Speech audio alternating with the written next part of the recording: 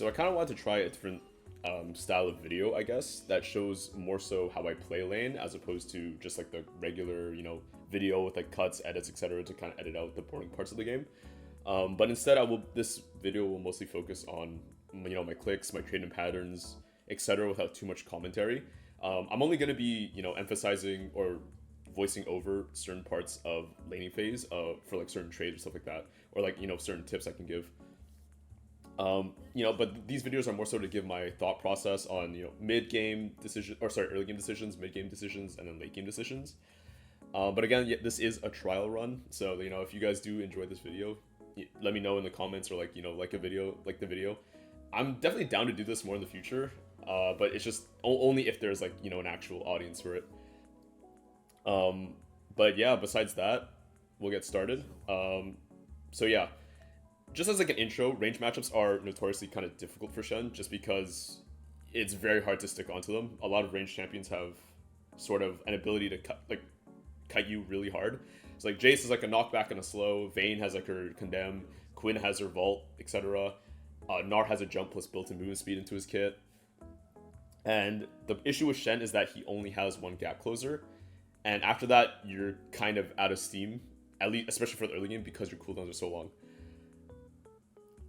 So instead of like you don't always have to win lane against range matchups. The thing is, what you should be doing is trying to like stem the bleeding, lose as little as possible, try to maintain as much CS as possible, and then play for your carries on the other side of the map. So like your ADC, your mid laner, your jungler, whatever. You're just trying to not lose the lane. And, this does vary from game to game because you can actually win lane, but it just depends on if you're set up or not. And a lot of time, junglers don't usually look top lane, especially if you're into a range champ playing Shen, right? Most range matchups are gonna vary because, there's the tech for each champ is different. Obviously, the way you play Jace into Jace is a lot different than when you play into Vayne. But there are some general tips that I'll show on the screen right here that you can use in your game, and you'll see me do it throughout most of the laning phase.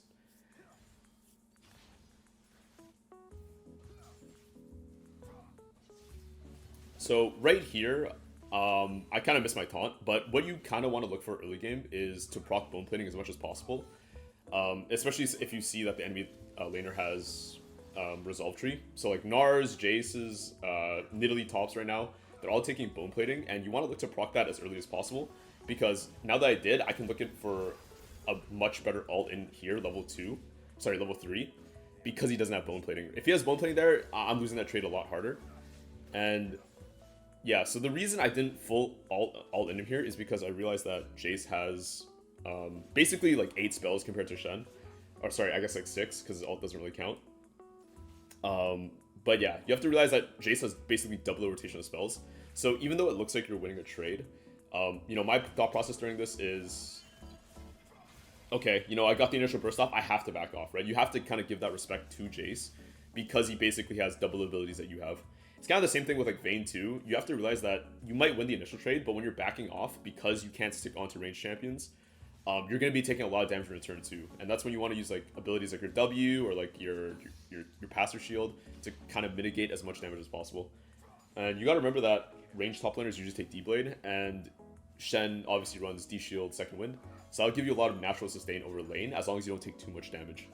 But yeah, besides that, I hope you guys enjoy the video, and I'll give my, periodic commentary when I think it's worth mentioning.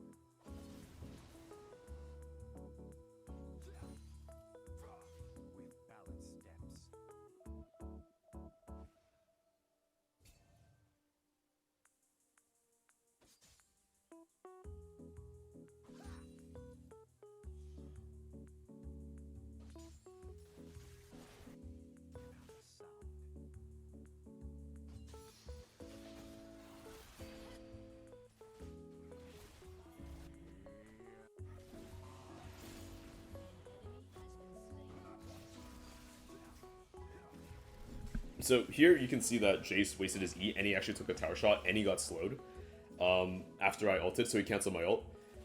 And that's kind of my opportunity to go in because I know he doesn't have E. The reason here is I don't continue the trade is because it is a little bit risky. I've seen a lot of times where a lot of Shens get like baited into all-ins versus ranged champions, and you know they don't have any cooldowns left and they end up dying, right?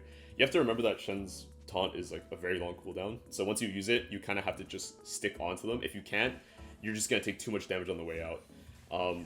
So I back off to kind of ensure that I don't die and like I don't overcommit, because range matchups they're already hard enough as is, and if you fall behind, they get even worse. So thankfully, you know, Rel roams top here, and we end up killing the Jace for that. But I mean, look how one-sided that was, despite the fact that he took a tower shot and I got my empowered Qs off, right? So I know it does seem tempting to like want to all in a champion, especially if they take a tower shot and they're, you know, you're under tower, you think you can take the trade. But I think a good tip is, you know, you kind of have to respect your opponent and respect their cooldowns, right? And, you know, it does suck, but champs like Jace, you can't really do much into them once you use your initial E, right?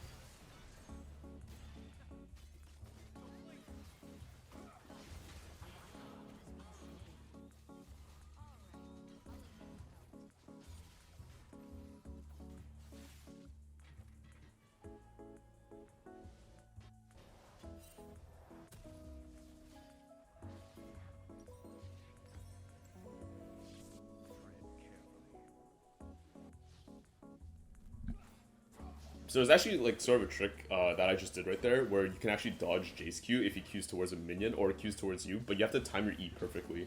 But that's just more just so a Jace tip rather than like a general tip. A general tip for most ranged matchups here is you want to stay constantly ahead of them. I run approach velocity, and I think that's probably one of Shen's like best secondary runes right now. I highly recommend it if you don't go it. Instead of like ultimate hunter, cheap shot, you can go magical footwear or biscuits and approach velocity instead. And what that allows you to do is if you especially with like deadmans, the move speed from deadmans, you can kind of just stick onto your opponent, especially range matchups where they're very squishy if you are able to get onto them. As long as they don't like, you know, one shot you or they can kind of like out DPS you. As long as you're able to stick on them, you should be able to kill them. So like right there, you kind of saw that. I'm able to stay ahead of the Jace and constantly get my Q slow off. So no matter what he does, if he knocks me back with his E hammer form, he'll knock me towards his own tower, meaning that he can't run that way because I'm blocking him, right? The same thing kind of applies to Quinn and Vayne too. You want to make it as awkward as possible for them to use their disengaging ability on you and, you know, getting away with a good trade, right?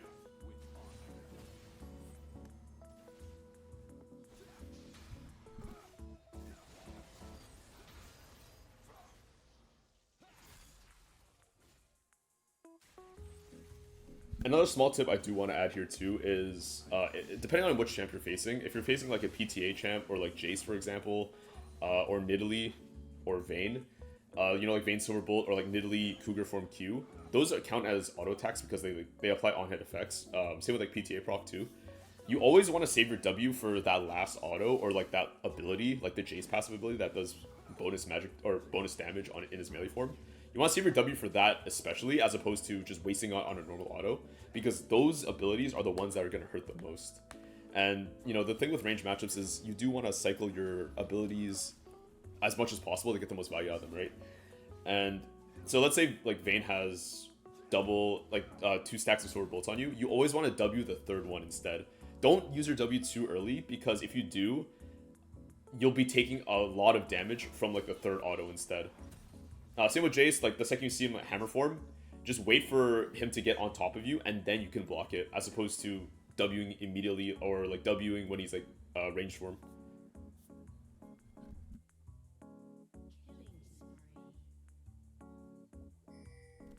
Another thing I did want to mention too is, besides, if you're facing like a mage top like a Ryze or something like that, your W is obviously not going to be super useful against Ryze autos or like any mage autos, outside of like maybe like Victor.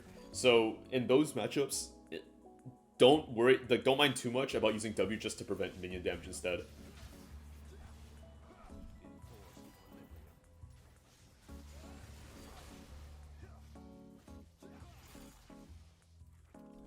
Yeah, so as you can see here, I'm just basically standing on top of Jace, and then I realize, okay, he has his E. If I try to taunt him, I'm probably going to miss because he has so much move speed, so I don't commit any further. Instead, you know, the wave right here is pretty good for me. So if he walks between me and my blade, I can look for like an all-in here, because especially since I have flash up. So as you can see here, he uses E again. I'm like, okay, I can't really, if I miss my taunt, it's actually really bad. I end up hitting it because E runs out. And then this is the one I'm talking about, like, you want to stick on top of them, right? He can't run past me because I'm already behind him, so he's forced to kind of run up, and then I just flash auto him, and boom, like that's a kill.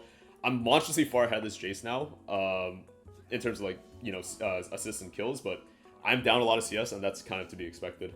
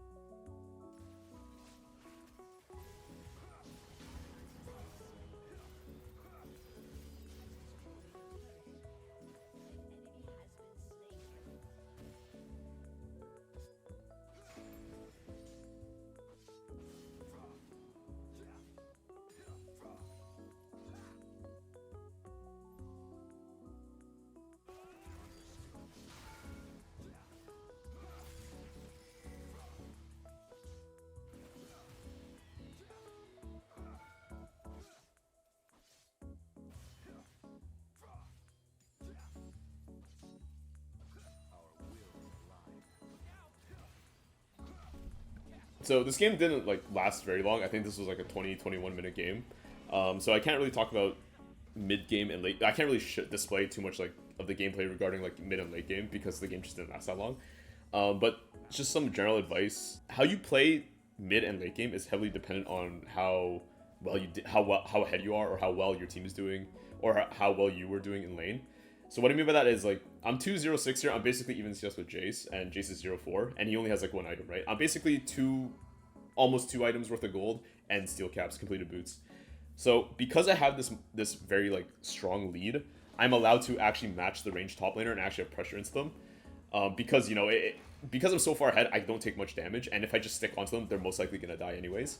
So in cases like this, you can actually match the range top laner. So like Quinn, Vayne, assuming she's not like matching you in items, or like Jace, you can kind of match them in the side lane, and your build actually does depend. What you should build heavily kind of depends on how well you're doing. So in a game like this where I'm super far ahead, especially in a Jace, it's actually very good to go an item like Iceborne Gauntlet, just to be able to stick onto them even more.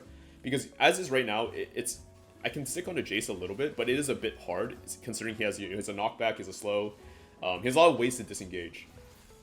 Once you get Iceborne in this situation, you can just run him down. Like, he is not allowed to play. He's kind of just forced to sit under tower, which means you get a lot more pressure, and you can ult a lot more frequently without losing too much. On the other hand, if you're behind past like 15 minutes and you're behind the enemy laner, the game plan does change a little bit. It is a bit harder for you to build aggressively because, if the range top lane, if you don't have a lead and the range top laner actually, assuming he does have a lead into you, like CS wise or like plates or like towers, whatever, he's gonna be a lot stronger than you, and you're kind of gonna be playing on the back foot instead. And in those situations, it's kind of better to build almost supportive in a sense. So, for example, if you're winning lane, Iceborne into AD, or like Force Nature into AP as like your third item, third item, etc. That is a good build. If you're behind at this stage in the game, it's okay to go defensive, maybe after like Dead Man's Plate. So what I mean by that is, like, if you're playing more supportive and you don't have much of a lead, going an item like Knight's Vow here and playing for your carries is another good option that I would recommend. Another item you could probably build is maybe something like Locket. That could also work too. And yeah, if you are behind at this stage of the game, you kind of just have to catch waves at your tower, because you can't really match range top laners if they're ahead. And just, you all across the map, you play for your team, etc. And just hope you don't have to deal with the range top laner. And, that's always going to be the case. And if your team's losing, then, you can't win anyways. But like I said, versus range top laners, it's all about mitigating how much you do lose. And yeah, besides that, I think this game does kind of end soon. But a lot of the tips I said in this video don't apply specifically to Jace, and you can kind of apply them to most, if not all, range top laners. To be fair, some of them are going to be a lot harder. I have been seeing Nidalee a lot more frequently, and I think Nidalee with bone plating is actually worse than Jace because she has so much movement speed. And in those situations, like, you're going to be even further down, and it's going to be even more unlikely that you have a lead. But if you do practice a lot with range matchups, you kind of get a feeling about it, to where you can fall like not too far behind and just play for your team. And that is in essence what Shen kind of is if you don't get a lead.